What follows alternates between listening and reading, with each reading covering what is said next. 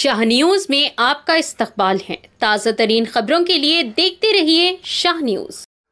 Shah news में आप सभी का खैर मकदम है। साबिक़ मरकजी वजीर मल्लिकार्जुन ने जिला मरकज में बरसी मनाई। कांग्रेस एमएलए यनम श्रीनिवास रेड्डी, साबिक़ एमएलए गुरुनाथ रेड्डी, मल्लिकार्जुन की कंबा के अफराद जिन्होंने शिरकत की।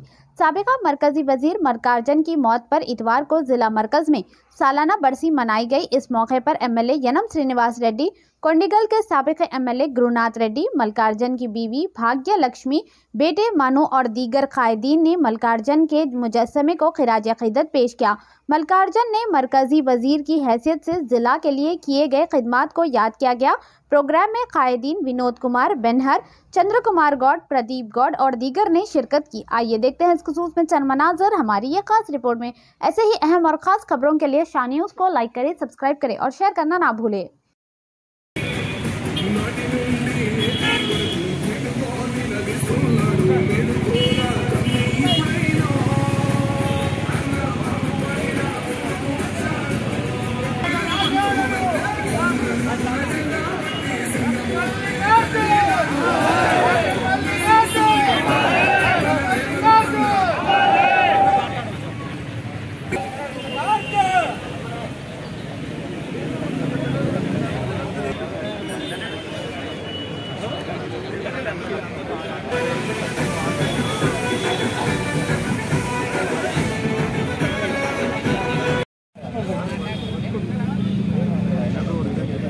మల్లికార్జున్ గారు చేసిన పోరాటం గురించి మనమందరికీ తెలుసు. అంతేకాక మహబూబ్ నగర్ జిల్లా ఇంకా దేశ అభివృద్ధి కోసం ఆయన చేసిన పని గురించి కూడా మనమందరికీ బాగా తెలుసు. కానీ ఆయన ఒక మహానాయకుడు మాత్రమే కాదు, ఒక లీడర్ కాకముందు ఆయన ఒక ప్రిన్సిపల్ వ్యక్తి. ఇప్పుడు తెలంగాణ స్టేట్లో మొదటిసారి కాంగ్రెస్ ప్రభుత్వం వచ్చింది కాబట్టి మా అభిప్రాయం ఏంటంటే మన గవర్నమెంట్ స్టేట్ రాజధాని హైదరాబాద్ నగరంలో మల్లికార్జున్ గారి స్టాచ్యూ ఏర్పాటు అందరూ పెద్దలకు ధన్యవాదాలు. ఇక్కడ వచ్చిన దానికి మల్లికార్జున్ గారు చిన్నప్పటి నుంచి అంటే స్టూడెంట్ లైఫ్ నుంచి దేశం కోసం, రాష్ట్రం కోసం పనిచేసింది అందరికీ తెలిసే. 30 ఏళ్ళ కన్నా ఎక్కువ ఆయన సేవలు చేసినారు, త్యాగాలు చేసినారు. మరి ఆయన ఈ తెలంగాణ రాష్ట్రం అయిన తర్వాత అప్పుడే ఆయన విగ్రహం హైదరాబాద్లో కానీ సిటీలో, క్యాపిటల్ సిటీలో ఆయన విగ్రహం చేసేది ఉండేది. బట్ అది ల్యాబ్స్ అయిపోయింది, పర్వాలేదు. ఇప్పుడు మన గవర్నమెంట్ వచ్చిన తర్వాత కూడా దీన్ని ప్రయారిటీగా ఆయన విగ్రహాన్ని హైదరాబాద్లో మంచి జాగాలో స్థాపించాలని నేను వినతి చేస్తున్నాను గవర్నమెంట్కి. ఇది రిక్వెస్ట్, ఇది తప్పక చేయాలని నా కుటుంబాలు మరి అందరూ మా ఆశ్రయ అందరికీ కూడా వినతి చేస్తున్నాను. దీన్ని గవర్నమెంట్ మొదలు పెట్టి సీఎం గారికి మేము లెటర్ ఇస్తున్నాము దీని గురించి పని చేయాలని.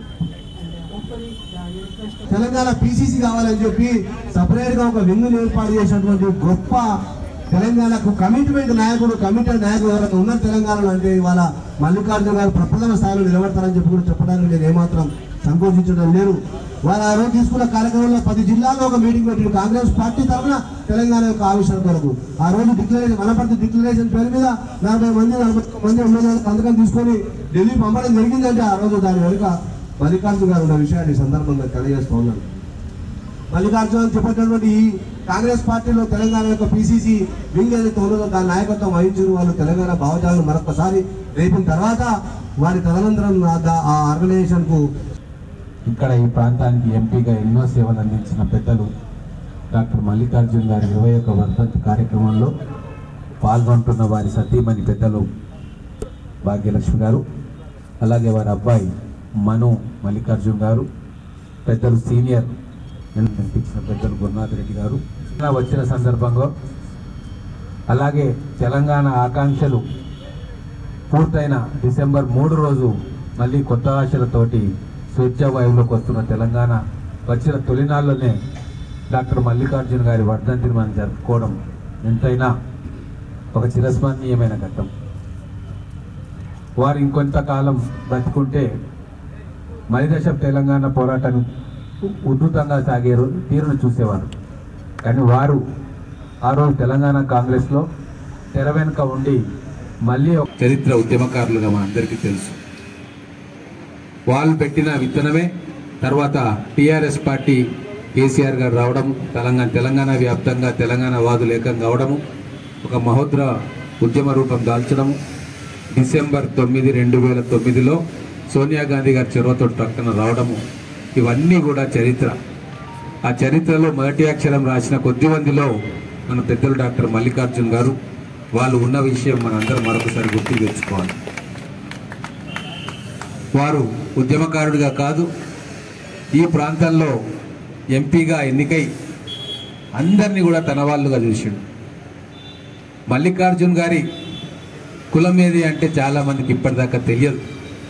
అటువంటి ఒక ఆదర్శమైన రాజకీయం మల్లికార్జున గారు చేసింది. ఈరోజు కొంతమంది నాయకులను చూస్తూ ఉన్నాం, పేరు ముందు నాది ఇది, మీరు ఫలానా కాబట్టి నాతోటి ఉండాలి అని చెప్పి రాజకీయాన్ని కలుషితం చేసిన ఎంతోమంది వ్యక్తులు. వాళ్ళందరూ కూడా ఈరోజు మల్లికార్జున గారిని చూసి నేర్చుకోవాలి. సమాజం ఒక దేవాలయం, అందులో ఉన్న ప్రతి ఒక్కరు కూడా మనం సేవ చేయాల్సి వస్తుంది అన్న ఒక భావన ఈ మహబూబ్ నగర్ ప్రాంతంలో అంకురార్పణ చేయడంలో మల్లికార్జున గారు మొదటివారు. వారి ఆదర్శాలను స్ఫూర్తిగా తీసుకొని రాబోయే రోజుల్లో రాజకీయ నాయకులు ఇప్పటి తరం వాళ్ళు ఈ కులాల ప్రస్తావన, మతాల ప్రస్తావన పక్కన పెట్టి సమాజానికి మనం ఏం చేయాలి, మన బాధ్యత ఏంది అనేది మరొకసారి ఆత్మావలోకం చేయాల్సిన పరిస్థితి ఈరోజు ఇప్పుడు మహబూబ్ నగర్ పట్టణానికి ఉంది, జిల్లాకు ఉంది. వారు చేసిన అభివృద్ధి కార్యక్రమాలు ఏ రోజు కూడా డప్పు కొట్టుకోలే. ఎంత పెద్ద పెద్ద కార్యక్రమాలు చేసిండు. ఈరోజు సౌత్ సెంట్రల్ జోన్లో రైల్వే